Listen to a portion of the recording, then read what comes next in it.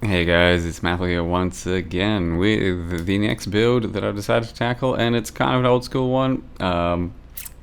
Been playing this type of thing and build and sort of concept many a time, but it has been a while since the last one. That is Double Strike the Boys. So the Boys refers to the Vile Double Strike portion of the build where you create clones of yourself that attack with Double Strike as well. These days you can have up to 4 of them, pressing the Vile Double Strike twice, and each one summons 2 copies. And then on top of that, you can run a Savior having another 2 copies of yourself, thus creating an absolute army of melee destruction.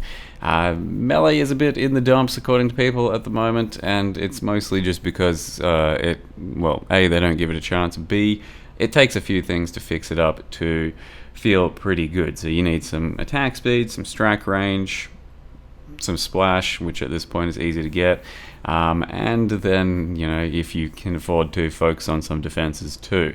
It's not very hard to get a melee up and rolling to a very playable state. It just starts to fall off by the time you get to something like Ubers.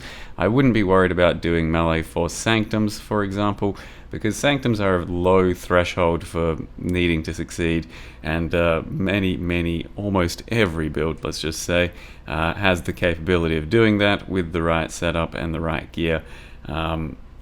So you shouldn't be too scared of taking melee through to a Sanctum. This one here is a Double Strike Berserker, and the idea for it was to go full fire, taking the Chieftain Namahu node. So I've got 50% conversion from 2 Ascendancy Jewels, and then 40% conversion from the Fire Mastery. On top of that, you have a lot of extra fizz damage from Double Strike whenever it bleeds enemies. We've still left 10% of our fizz remaining so that it can bleed and then get a lot of extra fizz from that, and it ends up scaling pretty damn well. So throughout the entire campaign, all the way up to so far tier 14 maps, I think it is, it's crushed pretty comfortably. I did eventually put on an Abyssus. Maybe that's cheating, but it's an Abyssus. Why wouldn't you wear it when it makes total sense for a build? And it's been a bit like, it was scary to put it on to begin with, but honestly it hasn't made much of a difference for the game so far. You just got to be wary of some physical damage, which doesn't happen too often. It's mostly elemental out there. Either way, you can also see that I'm trying out Flicker Strike from time to time. This at this point is a example of slightly juiced Flicker Strike, because we've also got Accelerate Shrine, and then it just helps to show how fast a Vile Flicker Strike can be. This one, however, I think was a non-crit, so it didn't do all that much. So I did Flicker Strike around a bit, but then basically Double Strike is just much more reliable and a nice skill. Once you get your minions, I guess we could call them, procced from Vile Double Strike, you can do some real nice single target. I think at this stage of the build I've got maybe like 15 to 20 million single target, and I've only spent a few divines putting it up to this stage. It's not a super complicated build to gear up and get going through maps. You might end up dying to some fizz damage, but like I said, it's not that much of an issue, especially if you're faster than everything and live by the mantra of kill them before they kill you, which is pretty damn easy as a blitz-based berserker. So blitz is the other sort of unique portion to the build, which is taking the blitz ascendancy on berserker and then stacking a bit more crit than you usually would, because you then get 40% more attack speed once you've got your blitz stacks up and rolling. And every blitz berserker I've made in the past, I think, from memory, basically gets too fast, and this one's not really much of an exception. It is at the point where it's really fast and potentially too fast. It's still pilotable. I haven't gone over the top on attack speed, so I'm not too uncomfortable with this attack speed, but if you actually kept scaling, then the leap slams get very hard to control and it just gets a bit messy. But at this stage it's pretty smooth and just has a nice amount of attack speed. I'm also using Ancestral Protector in the new boots that boost ancestral totems by a larger amount, and then you can only use one of them. So I've got faster Ancestral Protector, gaining even more attack speed. I'm at something like 10 to 15 attacks a second, and then once you've got 4 copies of yourself plus another 2 copies of yourself, it becomes kind of a mess against bosses, which is all kinds of good, wholesome fun. So with that said, we'll tackle some end games soon, hopefully a bunch of bosses, and did a few Sanctum runs already, but we'll see how we go. And for now, I will just go ahead and show you how I've built the character so far. So here's our character level 91, the Flaming Boys. So like I said, Double Strike is typically referred to as the Boys since I first made one all those years back. And the Flaming Boys because we're full fire, and it's a variant I've yet to do before. So we are based around Savior, which, as I mentioned, once you crit, or Reflection when equipped, once you crit with it, you get 2 extra copies of yourself that attack with whatever skill you're using. So in this case, it's going to be Double Strike. If I actually manage to crit with my Leap Slam before both are up, then they'll start Leap Slamming instead. Very fun item to play with if you've yet to play with one. And it got buffed this league. At this point of the league, it dropped down in price to a very reasonable amount. It's like 1 divine, some shit like that. And yeah, you can make pretty much any melee skill and playstyle viable with it, and it's a very fun item to have. You then put on a second weapon. Usually people do Paradoxica, just because it's a very easy weapon to buy, use, and then it's probably going to be the most damage you can get from a second weapon with all your other scaling. But I got a weapon from Rogue, which just has some good attack speed. There's a bit of lightning, which is kind of irrelevant in this build, but if it was like a smite build, this would be a really nice weapon. Otherwise, yeah, just good attack speed. I much prefer doing that instead of something like a Paradoxica, usually just because it's cheaper to get going most of the time, and it's a bit faster, a bit more fun to play with. We then have Double Strike. Has a lot of fizz against bleed enemies, so that takes care of a lot of fizz scaling, but like I said, this has been buffed, so Savior doesn't really need much of its numbers buffed anymore, whereas previously you'd get a lot of flat fizz and then try and overcompensate for the weakness of the weapon. Nowadays it doesn't really need to happen, it's just a lot of extra fizz. And then Val Double Strike, it's up quite often. The links in the chest are Val Double Strike, Close Combat, Ellie Damage Attacks, Multi-Strike, Behead, and Ancestral Call. We will swap out Ancestral Call for single target eventually, probably use something like Ruthless. And then Behead, I like using in the build for these types of builds just because it's got a lot of extra strike range. The Headhunter style thing, the rare mob mod that you steal sometimes, it's not too impactful. It's noticeable occasionally, but it's not too impactful. And then 50% more against low life enemies. You don't have to use this one. It's kind of situational, bit of extra range, bit of extra fun. Likewise with that for clear. Feels good having a lot more targets to attack. And then if you got a really nice relic, you can get a 2 additional strike relic. That would make builds like this clear insanely well. But this is the best I've got for a melee build at the moment, and it just does some extra intimidate.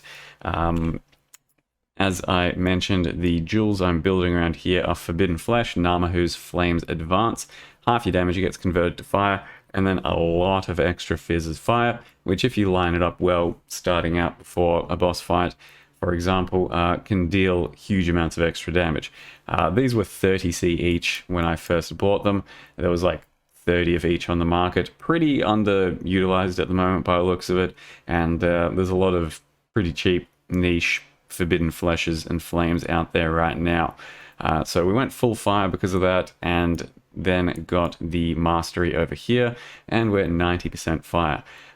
It's then pretty easy to scale like penetration and stuff compared to before because we used 2 additional curses in this case, and it's anomalous flammability and elemental weakness. So just our 2 curses by themselves are now 65 minus fire resist to bosses, which was so much weaker back then, so it's really quite powerful to be able to do this at the moment, but I still have to fix my mana to be able to do these currently, I believe. But this is not the full end game setup yet, as I'm currently also off of my lightning res. So far, I think throughout the entire video, you've basically not seen me use the curses anyway. Just it's not really necessary at this stage. So we've got Ele Weakness and Flammability coming from additional curse from the Anoint here, and also a chest.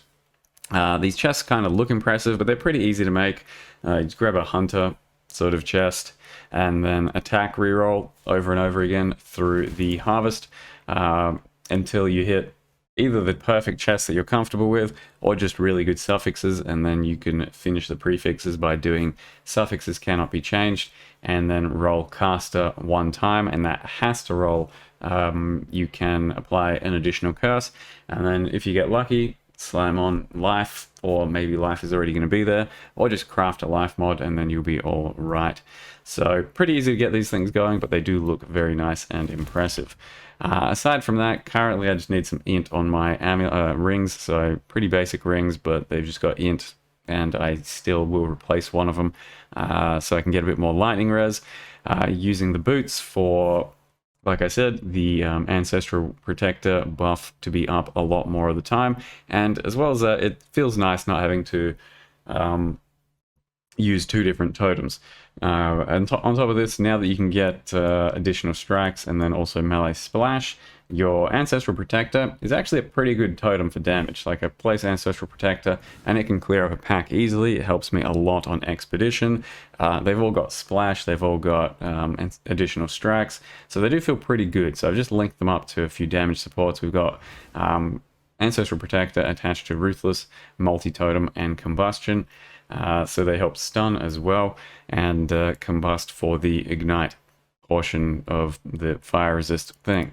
We then have gloves with some suppress, additional strike, fire exposure, and abyssus with double strike, chance to deal double damage against bleed.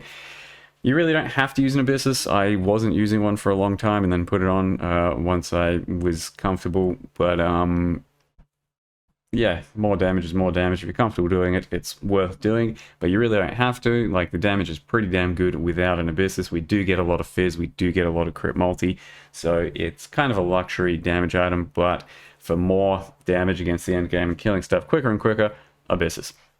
Then picked up an amulet, which was surprisingly only 50C, and it has Fizz's Fire and some crit multi, and then a bit of life and fire resist, and some minus mana cost. I'll probably try and get minus mana cost on one other ring as well to basically make my attack almost free. Currently that's what we're sitting at. And then I also grabbed a belt and just kept re-rolling attack from the harvest over here until something good happened.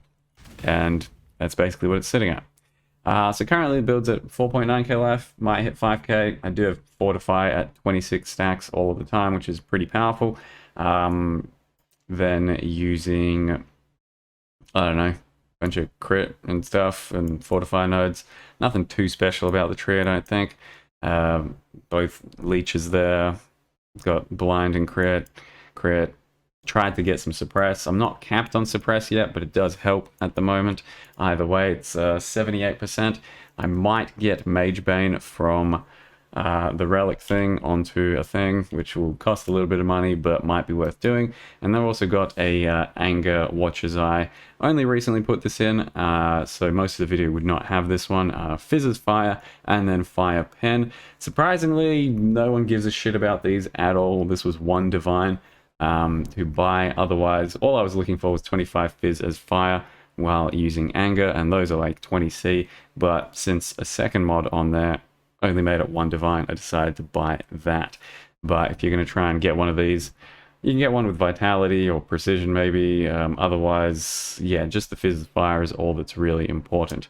And then a bit of Frenzies on main hand hit, or on a unique hit, sorry, not main hand. And then that's the trick. My first Ascendancy point was Aspect of Carnage into Flawless Savagery, into Crave Slaughter, into Blitz.